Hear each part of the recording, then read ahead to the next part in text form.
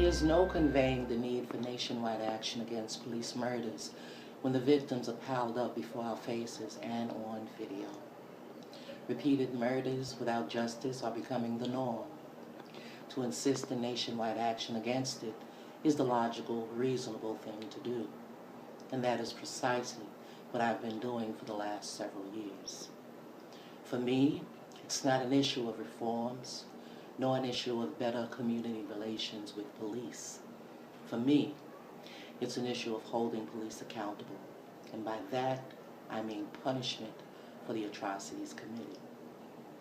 There currently exists no punishment for police who murder unarmed individuals, because the murders they commit are justified through a simple claim of being in fear for their safety.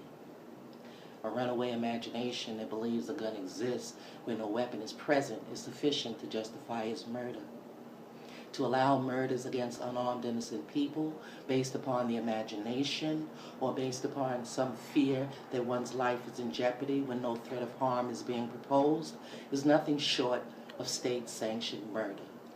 And it is the state itself who defends against prosecution even in cases where no weapon has been found, including cases where the act was committed on video, providing a witness to the murder committed. And if the unarmed can be murdered by police in the face of those who witnessed it, and it is the state itself which defends against prosecution, then the matter must be brought before the government itself. For the state is on the side of the guilty, who have committed murder unprovoked and under no threat of harm.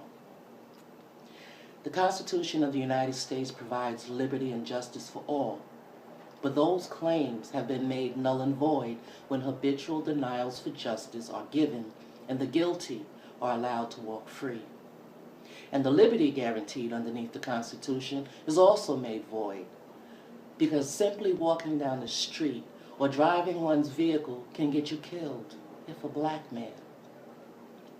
The denial of one's liberty forbids you to even ask the reasons why you're being stopped or why you're being searched, because doing so is deemed as resisting. And resisting provides opportunity for your brutalization and even murder.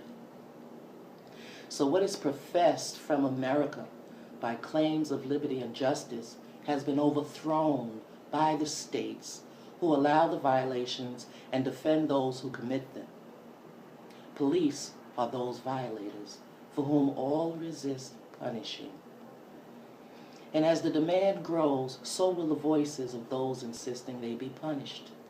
And when in fact all across the nation demand this government to act on behalf of its people, unarmed and murdered in the streets, we will see change, which is long overdue, affecting change across the nation.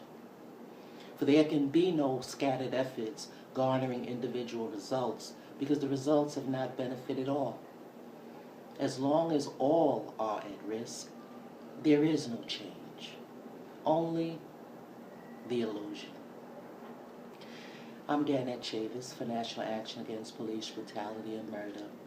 Like us on Facebook, join our demand, and donate in support.